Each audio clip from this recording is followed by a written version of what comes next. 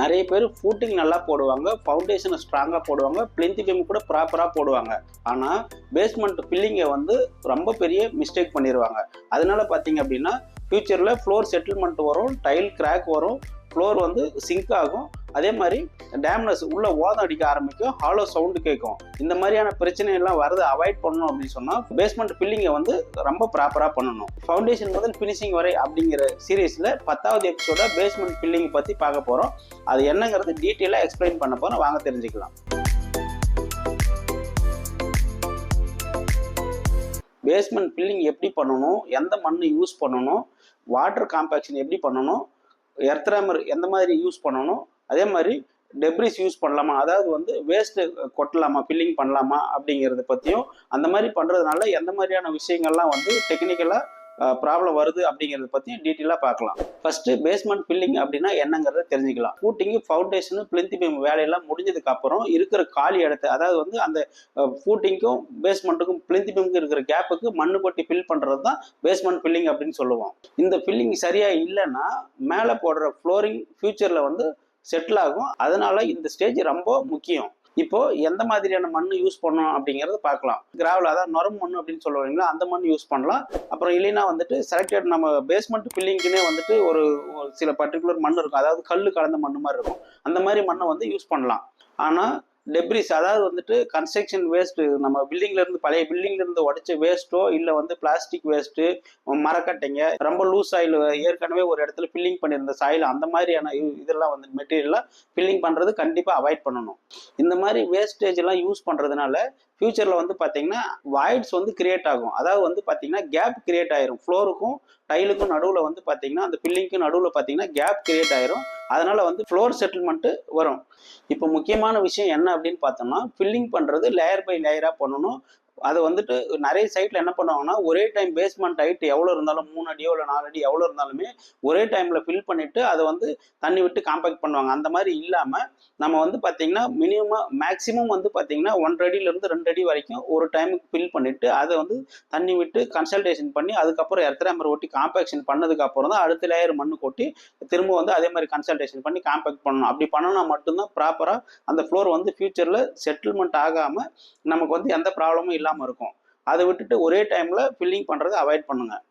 அதாவது அவங்க சைட்டில் நமக்கு வந்து பார்த்திங்கன்னா எப்படியும் நம்ம வந்து பில்டிங் வேலை செய்யும்போது நிறைய ஆல்ட்ரேஷன் வரும், அதில் வந்து உடைக்கிற வேஸ்டேஜ்லாம் வரும்.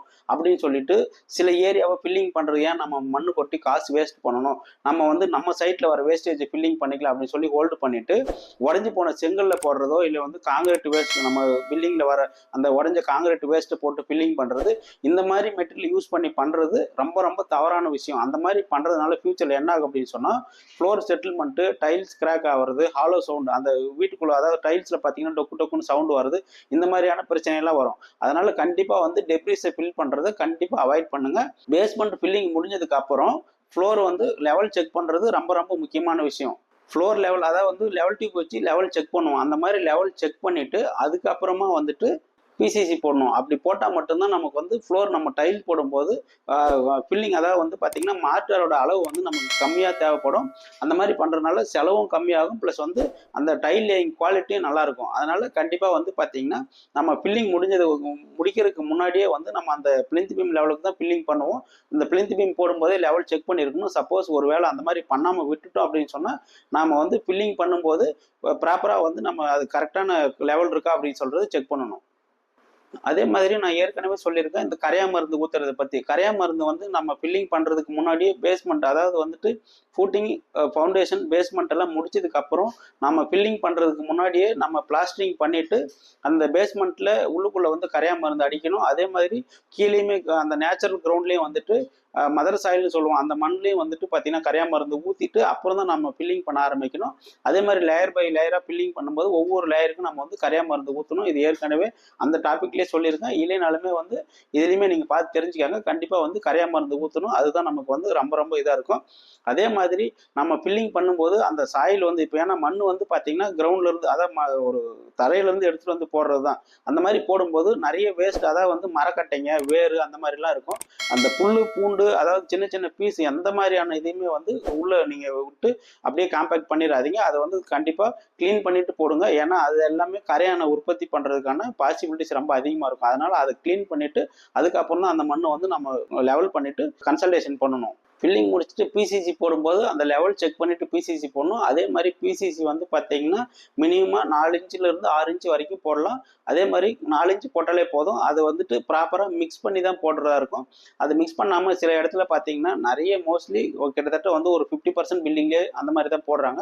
அதாவது பார்த்தீங்கன்னா ஃபஸ்ட்டு வெறும் ஜல்லியை ஃபில் பண்ணிவிட்டு அதுக்கு மேலே வந்து கலவையை போட்டு விட்டு அப்படியே தண்ணி லைட்டாக தண்ணி தெளிச்சு விட்டு திம்ஸ் அடிச்சிருவாங்க. இந்த மாதிரி போடுற மெத்தடை வந்து கண்டிப்பாக அவாய்ட் பண்ணணும். ப்ராப்பராக வந்து ஜல்லியை வந்து கலக்கி அதுக்கப்புறம் தான் நம்ம வந்து பிசிசி போடணும். அதே மாதிரி போட்டதுக்கு அப்புறம் பார்த்தீங்கன்னா எர்த்ரேமர் வச்சு மேலே ஓட்டி விடணும். அப்போ தான் வந்து அந்த ஃப்ளோர் வந்து பிசிசி ப்ராப்பராக 100% வந்து ஸ்ட்ரென்த்து கிடைக்கும். அதனால வந்து அந்த மாதிரியான மெத்தட் எல்லாமே ஃபாலோ பண்ணுங்க. இந்த ஸ்டேஜ் சரியா இருந்தால் மட்டும்தான் ஃப்ளோரில் எந்த ப்ராப்ளமும் இருக்காது. ஃபியூச்சரில் நமக்கு வந்து டென்ஷன் இல்லாமல் நம்ம வந்து அந்த வீட்டில் வாழ முடியும். அதனால ஒவ்வொரு வேலையுமே வீட்டில் செய்கிற ஒவ்வொரு வேலையுமே வந்து பார்த்து பார்த்து செய்யுங்க. அதில் ஏதாவது டெக்னிக்கல் டவுட் அப்படின்னு சொன்னால் எனக்கு வந்து கால் பண்ணுங்கள், இல்லைன்னா கமெண்ட்டில் கேளுங்க, உங்களுக்கு எக்ஸ்பிளைன் பண்ணுறேன். இந்த மாதிரியான நிறைய டெக்னிக்கல் டிப்ஸ் வேணும்னா நம்ம சேனலை ஃபாலோ பண்ணுங்கள், சப்ஸ்கிரைப் பண்ணுங்கள். நன்றி. நான் சசிகுமார், சிவில் இன்ஜினியர்.